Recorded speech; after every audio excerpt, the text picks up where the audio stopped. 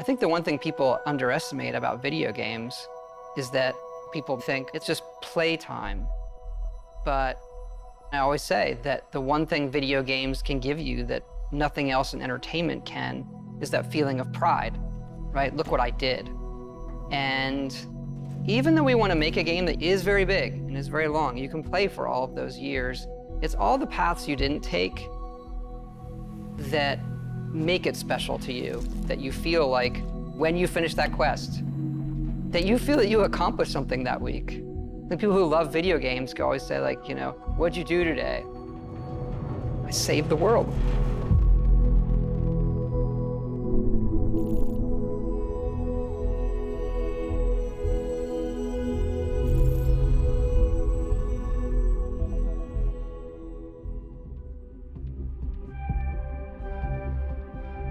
We've been incredibly lucky to work with such a tight group of people for so long. Like, we're all friends. It's like a second family in a way. We all sort of know or get what a Bethesda game is. There's definitely this core group who's been working together for decades and knows how to make a BGS game. And then there's this, new generation of game developers who are coming in and working at BGS who grew up on those games those people made. For some people, those are the games that got them to go into the industry in the first place. And what I love about that is those people come in and they love the worlds too, and they want to stay true to those worlds that they grew up on. And so we're still able to maintain what a BGS game is, but continue to evolve. I think we underestimate how long people are going to play it.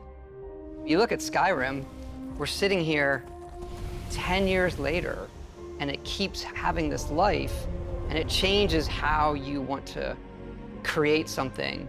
Yeah, I feel like our games sort of have two lives, right? Like, we create this game and we put everything we can possibly put into it and tell the stories we want to tell and build this world that's sort of a setup that when we hand it off to the players, they play it, but then they take it and make it their own. They tell their own stories and then they make their own stories with our tools.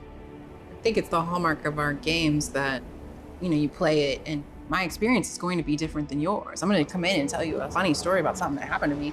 You may never have seen that because just a confluence of events. And I think that helps with the longevity and it helps with that feeling of community in a lot of ways.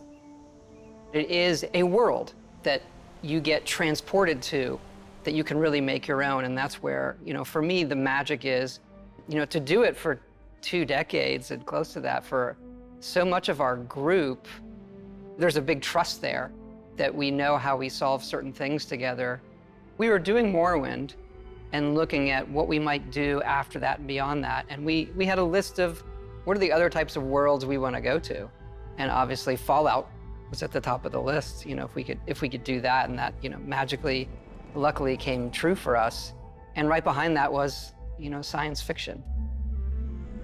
Going to space, I think there's a magic in just defying gravity and taking off from a planet. Like, it's extremely difficult human endeavor.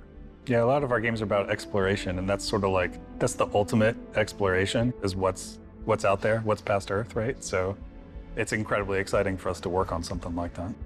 I feel like every time we come to a game, we're starting fresh. We're saying, okay, we just did that one, that's over. How do we make it better in every way?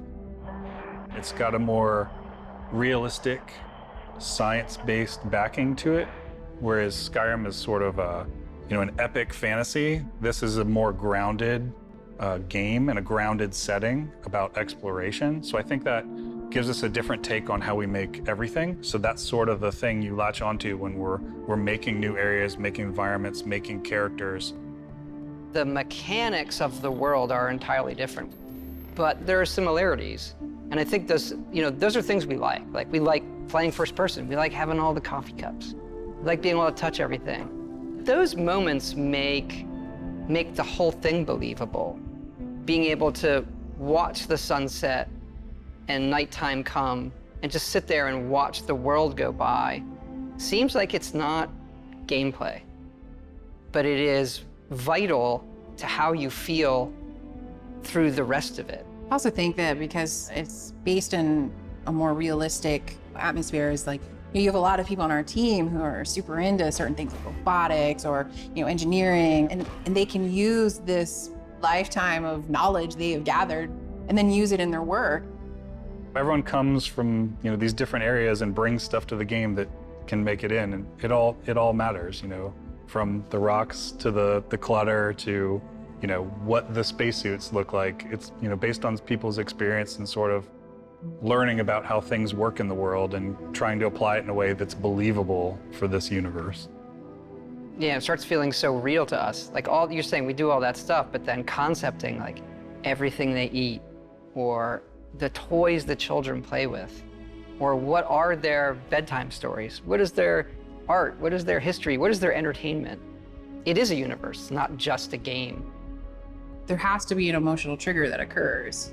And I think as time has gone on, we're able to paint an even better picture that triggers that emotional thing. You always have that step out moment into the world, so to say. Technology's changed, we've all changed. So our expectations when loading up a game, like, okay, I'm gonna step out and there's gonna be this moment. Us being able to do that and have it feel new every generation, every game, is something that is really special about what we do. I like to say that Starfield has 2 step-out moments. It's cryptic. Our process of making it is a journey for us that is very, very rewarding. And coming to Starfield, everybody's starting over and saying, what would you want to do? What does going to space mean to you? And everybody comes back to the same one. I want to see what's out there.